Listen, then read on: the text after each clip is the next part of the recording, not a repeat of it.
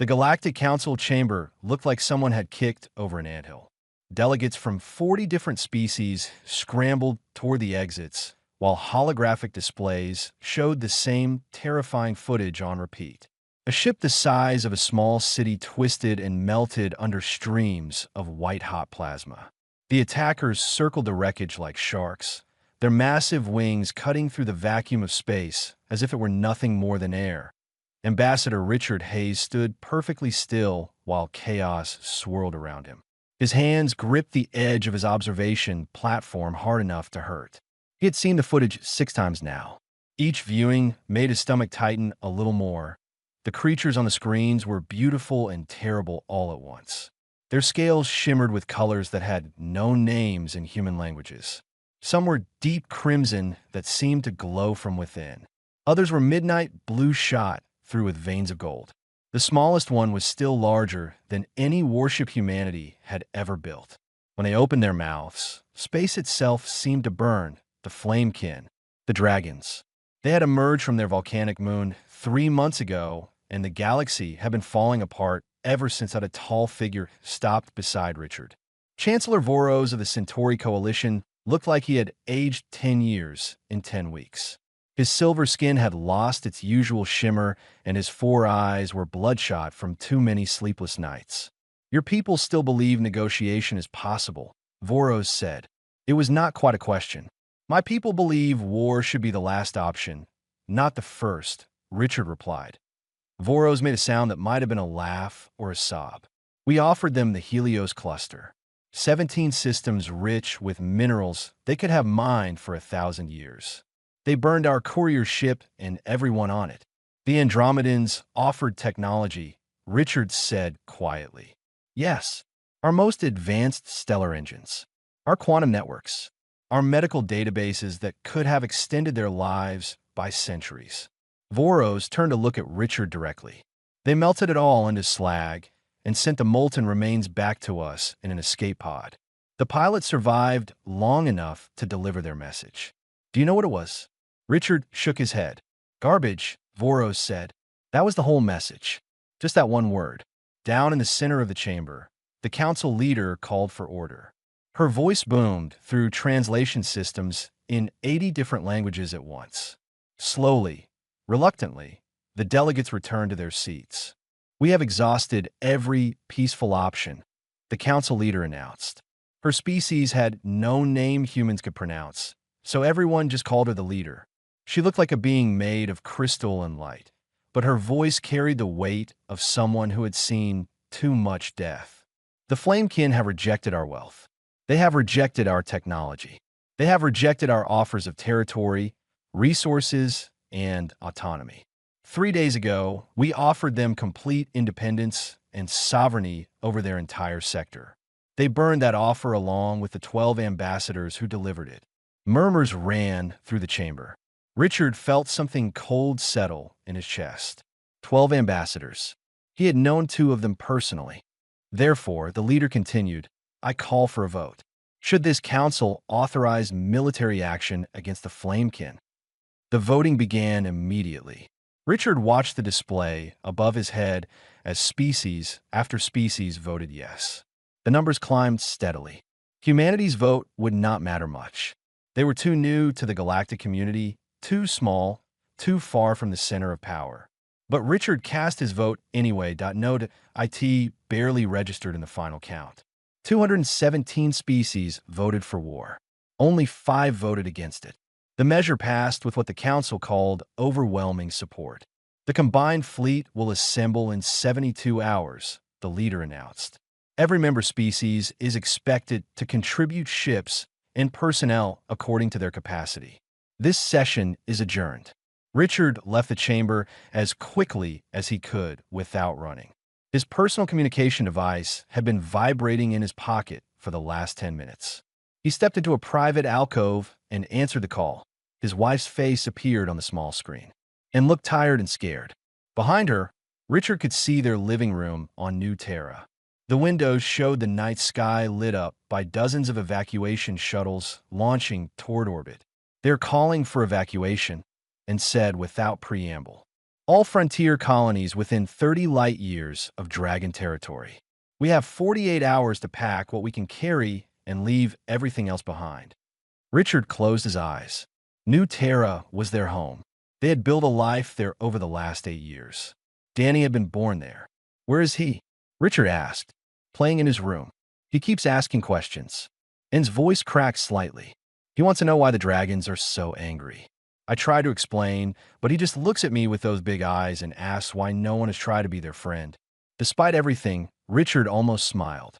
That was Danny, 6 years old and still convinced that every problem could be solved with kindness and understanding. I'm coming home, Richard said. My shuttle leaves in 3 hours. I will be there before the evacuation deadline. The fleet, and said. They voted for war, didn't they? Yes, and nodded slowly. She had expected that answer. Then come home fast. I don't want Danny to see what comes next. The call ended. Richard stood in the alcove for a long moment, staring at the blank screen. Somewhere out in the dark between the stars, the Flamekin waited on their volcanic moon. Ancient, powerful, and angry for reasons no one understood. And in 72 hours, the largest military fleet in galactic history would try to destroy them. Danny Hayes sat cross-legged on his bedroom floor, surrounded by his collection of dragon pictures. He had cut them out of books and printed them from the public library database. Some showed dragons from Earth mythology, breathing fire and guarding treasure. Others showed the real Flamekin, captured by long-range telescopes before they started destroying anything that got too close that he liked the real ones better. They looked sad. His mother's voice drifted through the door. She was on another call with the evacuation coordinators. Danny had learned to recognize the tight, worried sound in her voice. It was the same sound she made when she thought he was not listening. But Danny was always listening. He picked up his favorite picture. It showed one of the Flamekin floating in space near their moon. The dragon's scales were the color of sunset, all reds and oranges and gold. Its wings were spread wide enough to cover a city. The picture had been taken right before the dragon destroyed the probe that took it. Why are you so mad? Danny whispered to the picture. His bookshelf held every story about dragons he could find. In the old Earth tales, dragons guarded treasure because it meant something to them.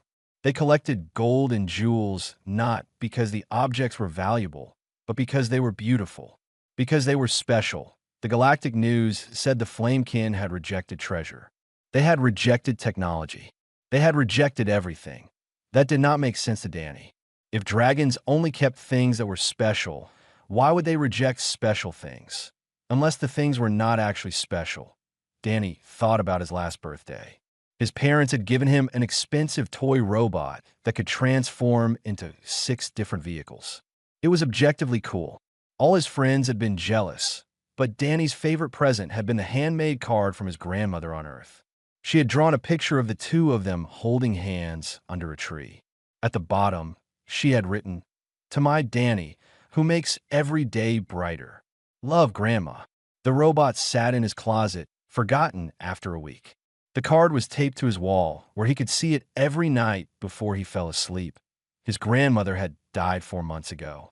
Danny still had not figured out how to feel about that. She was just gone, and all he had left were memories and the small tin of candy she had made for him. The tin sat on his nightstand. Danny picked it up carefully. It was made of old metal that had started to rust at the edges. His grandmother had decorated it with stickers of bees and flowers. Inside were 3 honey lemon drops, wrapped in wax paper. She had made them herself in her kitchen on Earth. Danny remembered watching her stir the big pot of golden liquid. She had let him squeeze the lemons. The whole house had smelled like sunshine and sweetness.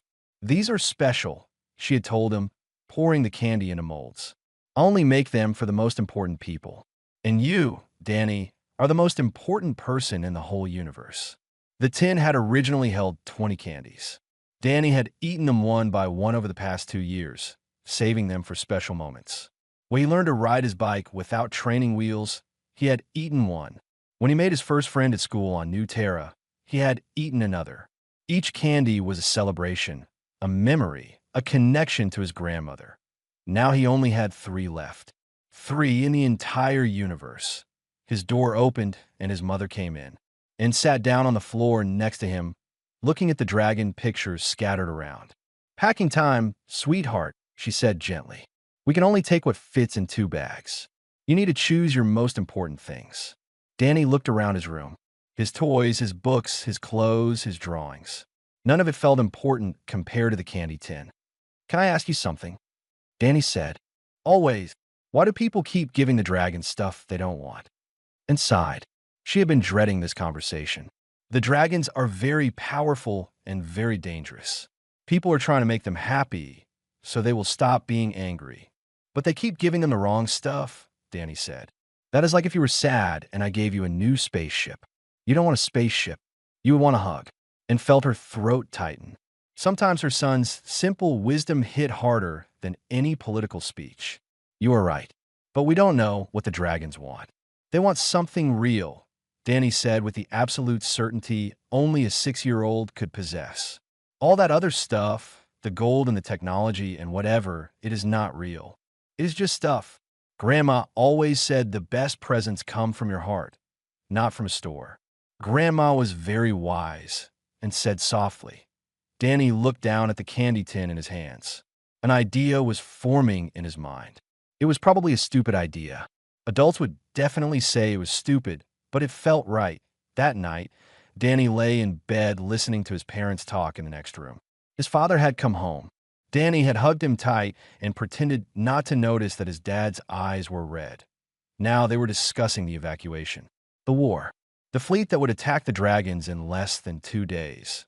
Danny waited until their voices quieted. He waited until the house was dark and silent. Then he got out of bed and packed a small backpack. He put in the candy tin, a bottle of water, and the translation device his father kept in his study. He had watched his dad use it enough times to know how it worked. He wrote a note in crayon on the back of one of his dragon pictures. "Gonna talk to the dragons. They just need a real present. Love, Danny." He left it on his pillow where his mom would find it in the morning. Then Danny Hayes, age 6, snuck out of his house and headed for the spaceport. The spaceport hummed with activity even at 3 in the morning. Evacuation transports lined up like birds waiting to fly south for winter. Danny crouched behind a stack of cargo containers and watched people hurry past with their bags and children and whatever pieces of home they could carry. Nobody noticed one small boy in pajamas and a backpack. The supply drones were automated. Danny had learned that from watching the port operations with his dad. They flew out every few hours carrying food, medicine, and equipment to the mining stations and research outposts scattered across the sector. Most of those outposts were being abandoned now, but the drones kept flying anyway because nobody had bothered to shut down the automated systems. Danny found Drone Bay 7 exactly where his father's port maps had shown it. The bay was empty except for 3 drones sitting on their charging platforms. Their status lights blinked green, ready for departure. The nearest drone was about the size of his family's living room. Its cargo hold stood open, already loaded with supplies. Danny checked the destination display on the side. Asteroid Mining Station, Sector 7. He pulled up the star map on his stolen translator device and traced the route with his finger. Sector 7 bordered the quarantine zone around the Dragon Moon. Close enough. Danny climbed into the cargo hold and wedged himself between 2 crates marked medical supplies. The space was dark and smelled like plastic and metal. He pulled his backpack close and waited 20 minutes later. The cargo hold door sealed shut with a hiss. The drone's engines powered up with a low whine that Danny felt in his bones. Then the world dropped away as the drone lifted off. Danny had never been in space before. Not really. The colony transport that brought his family to New Terra had artificial gravity and windows and beds. This was different. The cargo hold had no windows. He could not see anything except the dim emergency lights along the ceiling. But he could feel the drone accelerating, pushing him back against the crates. He ate one of the protein bars he had packed and sipped his water. The translator device showed the estimated travel time, 4 hours and 17 minutes. Danny tried not to think about what his parents would do when they found his note. His mom would cry. His dad would probably activate every emergency protocol he could think of. They would be so scared. But someone had to do something. All the adults were so busy being afraid and angry that they had forgotten how to actually fix things. His grandmother's voice echoed in his memory. Sometimes, Danny, grown-ups make things too complicated. They forget that the simplest answer is usually the right one. The flight felt like it took forever and no time at all. Danny dozed off at some point and dreamed about dragons. In his dream, they were not angry. They were just lonely, floating in the dark between stars with nobody to talk to. The drone's landing sequence woke him. He felt the gentle bump as it touched down, heard the cargo hold door unsealing. Danny peeked out from behind the crates. The asteroid mining station was completely abandoned. The drone had landed in a bay that looked like it had not seen people in weeks. Dust covered everything. The lights were set to minimum power, creating long shadows across the empty space. Danny climbed out carefully. His legs felt wobbly after sitting still for so long. The station's artificial gravity was lighter than New Terra's, making him feel bouncy and strange. He found a station map on a wall display. The small shuttle bay was 2 levels down. Danny took the emergency stairs because the elevators looked like they might not work anymore.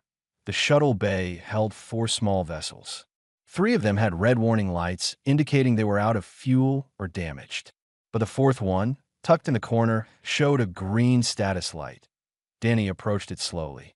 The shuttle was old and scratched, built for short trips between asteroids. It was barely bigger than his family's car back on Earth. But according to the control panel, it had enough fuel for 1 more flight. Getting inside was easy. The door was not even locked. Getting the shuttle started was harder. Danny had played a lot of flight simulator games. He knew that real flying was more complicated than games, but the basic principles were the same. Power, navigation, thrust. He climbed into the pilot's seat and stared at the controls. His feet did not reach the floor. He had to sit on the edge of the seat to reach the pedals. The shuttle's computer asked him for a destination. Danny pulled out his translator device and found the coordinates for the Dragon Moon. His hands shook as he entered them. "Are you sure?" The computer asked. "Warning. Destination is within quarantine zone. Proceed at own risk." Danny pressed yes. The shuttle bay doors opened with a grinding sound that suggested they had not been used in a while. Beyond them, space stretched out in all directions, full of stars and darkness. Danny gripped the controls and pushed the thrust lever forward. The shuttle launched into space like a stone from a slingshot. Danny yelped and fought to keep control as the asteroid station fell away behind him. The computer beeped warnings at him about his flight path and velocity and a dozen other things he did not understand. But the shuttle was flying. It was actually flying. And ahead, still distant but growing closer, was a moon that glowed red and orange from the volcanic activity beneath its surface. The Dragon Moon, Drakkar. Somewhere in human space, alarms started going off. Sensors picked up an unauthorized shuttle entering the quarantine zone. Military computers flagged it as a possible threat or a foolish civilian who had ignored the warnings that on New Terra, and Hayes found her son's note and started screaming that on the Galactic Council flagship. Richard Hayes received an emergency message that made his blood run cold. But Danny did not know any of that yet. He was too busy trying to land a shuttle on a moon he had only seen in pictures, hoping that when the dragons found him, they would listen before they decided to burn him to ash. The shuttle hit the surface of Drakkar harder than Danny had planned. The landing gear shrieked against volcanic rock, and the whole vessel tilted sideways before settling with a grinding crunch. Alarms wailed inside the cockpit. The computer announced hull damage and engine failure in a calm voice that seemed inappropriate given the circumstances. Danny unbuckled his safety harness with shaking hands. His heart hammered so hard he could hear in his ears. Through the cracked windscreen, he could see a landscape that looked like the surface of a nightmare. Rivers of lava glowed orange in the distance. Geysers of superheated steam shot up from cracks in the black rock. The sky was perpetually dark, lit only by the volcanic activity below. IT was the most terrifying place Danny had ever seen. He grabbed his backpack and forced open the shuttle door. The heat hit him immediately, making his skin prickle with sweat. The air tasted like sulfur and ash. His breathing mask barely helped. Danny stepped out onto the volcanic rock, and the ground trembled beneath his feet. Then the sky opened up. Three dragons descended through the smoke and darkness like falling stars. They were impossibly huge, bigger than the pictures had suggested, bigger than anything Danny's 6-year-old brain could properly process. Their wings blotted out whole sections of sky. The downdraft from their landing nearly knocked Danny off his feet. The closest dragon was deep crimson with scales that looked like they had been carved from rubies and lit from within. She was easily 100 feet long from nose to tail. Her eyes were pools of molten gold. The second dragon was slate gray with veins of silver running through his scales. He was built like a battering ram, all muscle and sharp edges. His claws could have picked up the shuttle and crushed it like a tin can. The third dragon was smaller than the other two, but still enormous compared to a human child. Her scales shifted between purple and blue depending on how the light hit them. She wore what looked like carved stones on leather straps around her neck, some kind of jewelry or decoration. They formed a circle around Danny's crash shuttle. Around Danny himself. The Crimson Dragon lowered her massive head until her eye was level with Danny. He could see himself reflected in that golden orb, a tiny figure in a backpack standing in front of something that could end him without effort.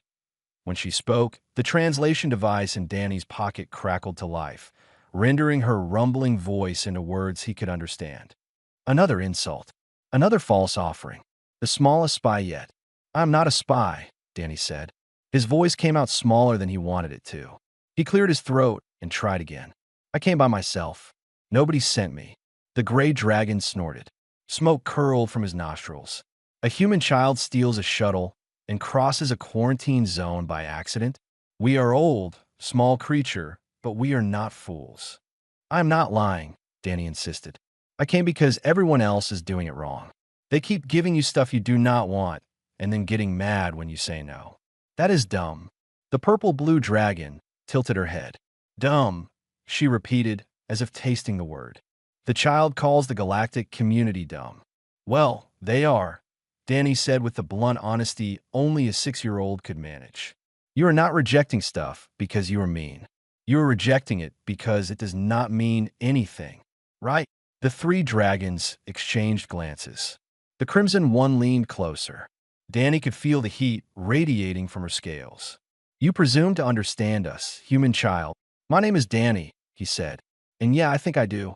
My grandma taught me about presents. She said the best presents are not about money or how big they are. They're about showing someone you care.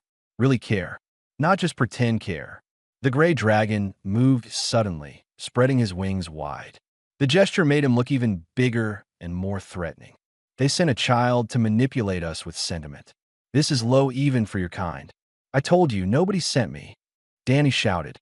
He was scared but also getting frustrated. Adults never listened. Apparently, ancient space dragons did not listen either. "I snuck out. I stole a shuttle. My parents are probably freaking out right now. I'm going to be in so much trouble when I get home." "If you get home," the gray dragon rumbled. Danny swallowed hard. That was a fair point. He very carefully took off his backpack and opened it. His hands were still shaking, but he managed to pull out the small metal tin decorated with beast stickers. "I brought you something," he said. "It is not much. It is not worth any money. But it is the most important thing I have." The Crimson Dragon's eyes narrowed. "What is it?" "Candy. Honey lemon drops. My grandma made them before she died." Danny opened the tin and showed them the 3 remaining candies, each wrapped in wax paper. "I have been saving these for 2 years. I only eat them on really special days. I only have 3 left in the whole universe." The dragons were silent. Even the gray one had stopped looking quite so ready to incinerate him. Danny unwrapped one of the candies and popped it into his mouth. The familiar taste of honey and lemon filled his senses. It tasted like his grandmother's kitchen, like safety and love. "Everyone else brought you stuff that did not mean anything," Danny said around the candy. "But these mean everything to me. So I thought maybe that is what you really want. Not fake presents. Real ones." He held out the tin with the 2 remaining candies toward the Crimson Dragon. "You can have them if you want. Because I think you are not mean. I think you are just sad. And sad people need real presents, not fake ones." For a long moment, nothing happened. The wind howled across the volcanic landscape. Lava bubbled in the distance. Danny's arms started to get tired from holding out the tin. Then the Crimson Dragon did something that shook her to her ancient core. She cried. Tears ran down the Crimson Dragon's face like drops of molten metal. They hissed when they hit the volcanic rock, leaving scorch marks. The sound of her crying was like distant thunder, rolling and deep and filled with centuries of pain. Danny lowered the candy tin, suddenly unsure. He had made the dragon cry. Was that good or bad? The purple-blue dragon moved closer to her crimson companion, touching her wing gently with her own. The gray dragon, who had looked ready to burn Danny to cinders moments before, now stood very still with his head bowed. Finally, the Crimson Dragon spoke. Her voice was thick with emotion. "Come with us, Danny Hayes. We will tell you what no one else bothered to ask." She reached down with one massive claw and gently, impossibly gently, picked Danny up. He sat at her palm like a toy, clutching his backpack and candy tin. The heat from her scales should have burned him, but somehow did not. Maybe she was controlling it. Maybe dragon fire only burned what they wanted it to burn. The three dragons took flight. Danny watched the crashed shuttle shrink below them until it was just a glint of metal on the black rock. They flew toward the largest volcano, where the glow from inside painted the smoke red and gold. They descended into the mouth of the volcano.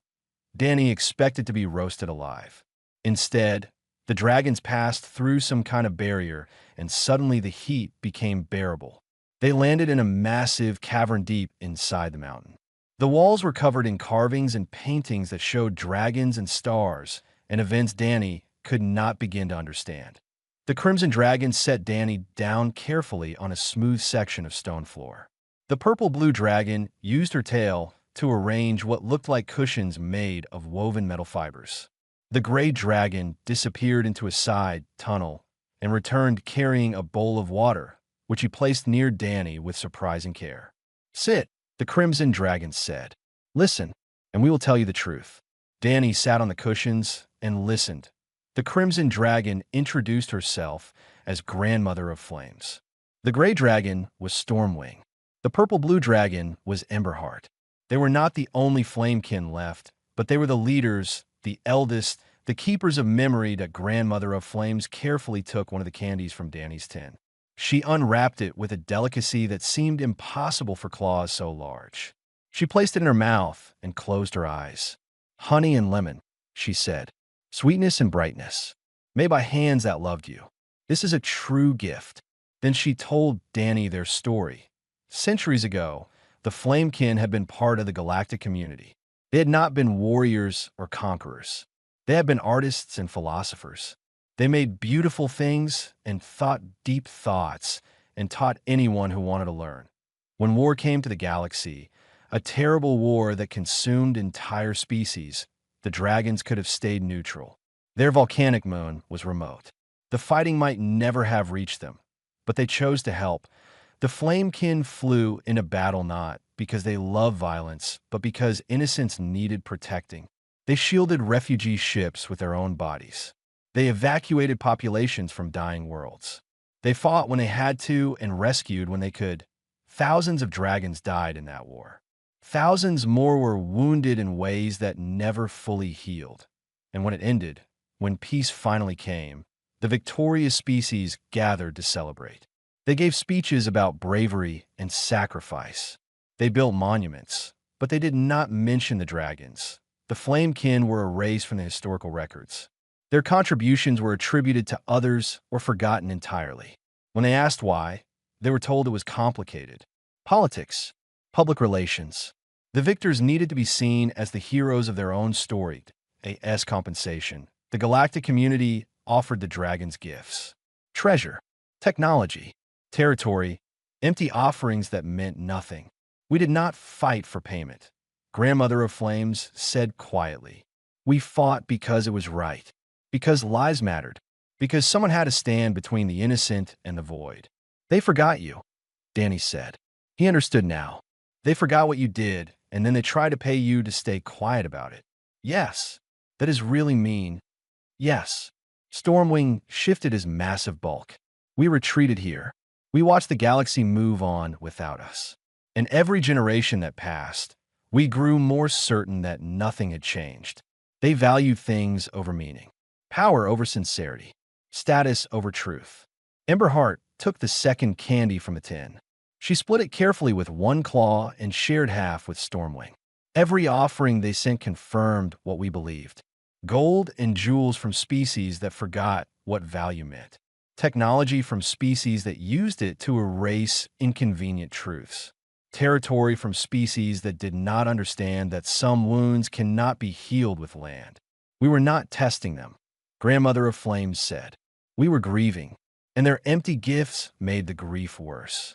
Danny sat quietly for a moment, processing. His 6-year-old brain could not fully grasp the politics or the centuries of history, but he understood the core of it. He understood being forgotten. He understood losing someone important and having people act like it did not matter. My grandma died 4 months ago, Danny said softly. Everyone told me it would be okay. They said time heals everything. But they said it like they just wanted me to stop being sad, so they did not have to feel awkward. Exactly, Grandmother of Flames whispered. Nobody just sat with me and said, yeah, this is terrible and it is okay to be sad. Danny continued. Except my mom.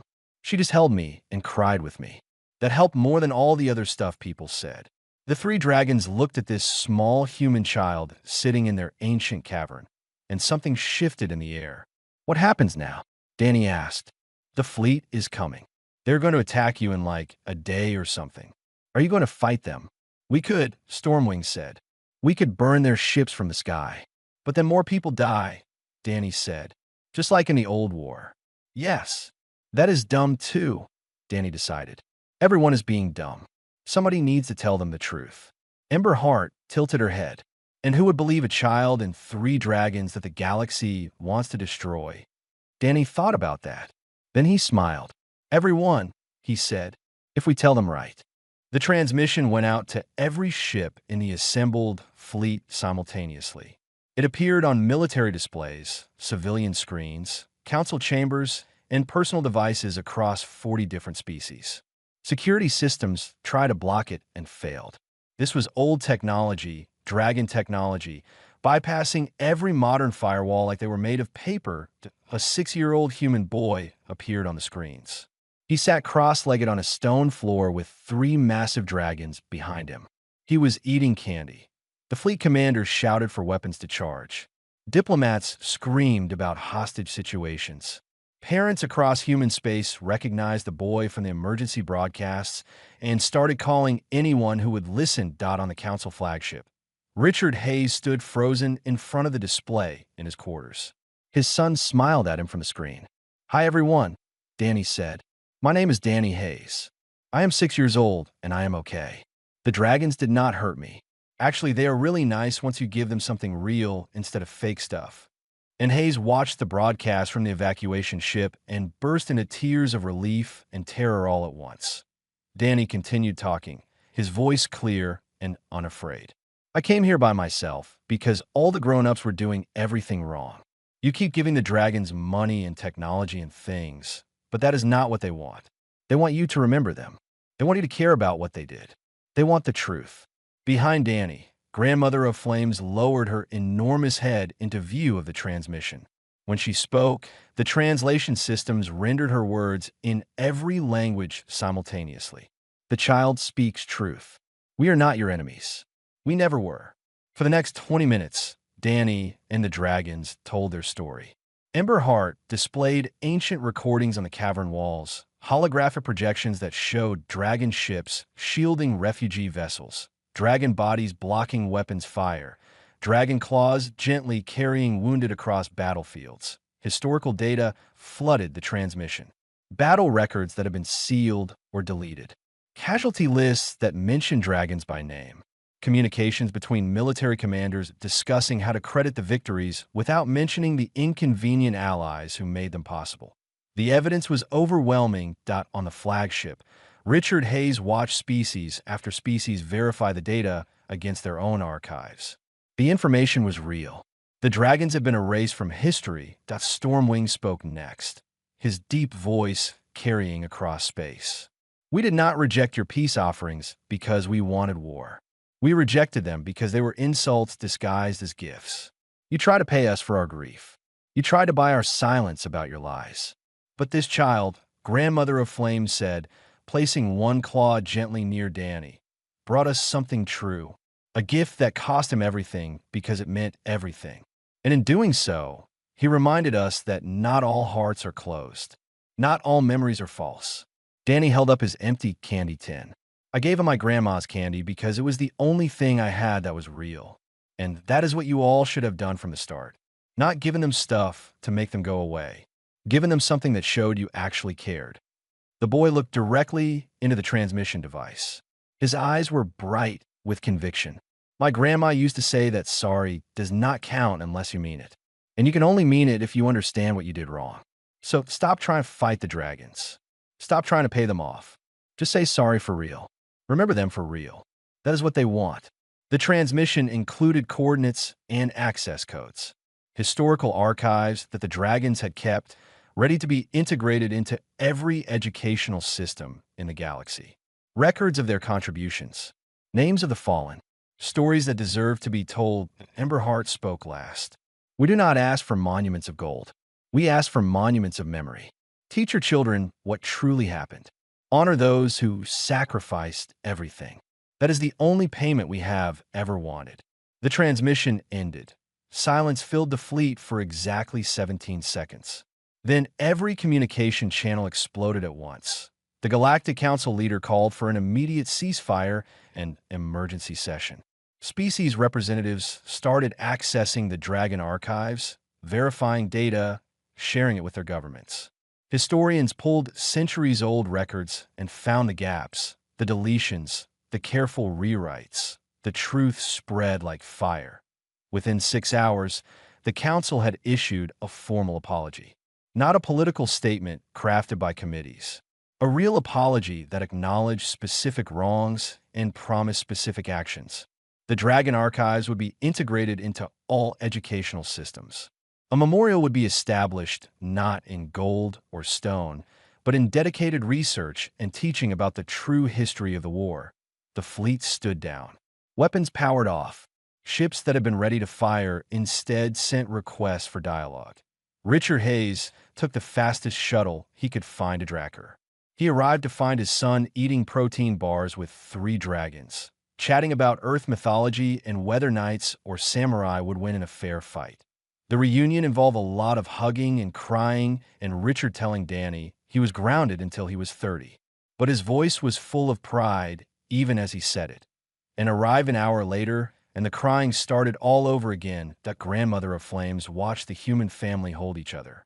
Your child is wise beyond his years. He gets that from his grandmother, Richard said, holding Danny close.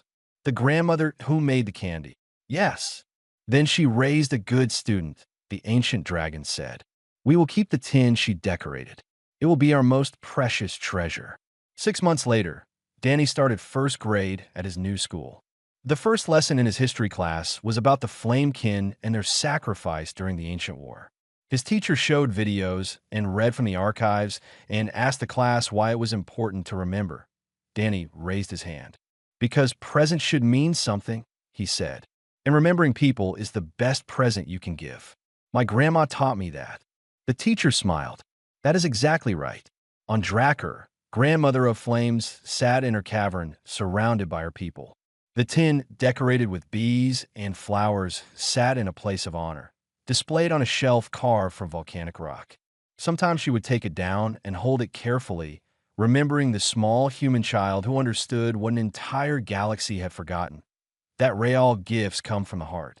That memory matters more than gold. That sometimes the smallest gestures, when they are sincere, can bridge the greatest divides. And that a 6-year-old boy with 3 pieces of homemade candy could do what all the weapons and wealth in the galaxy could not. He could heal wounds that everyone else said were impossible to heal, because he tried.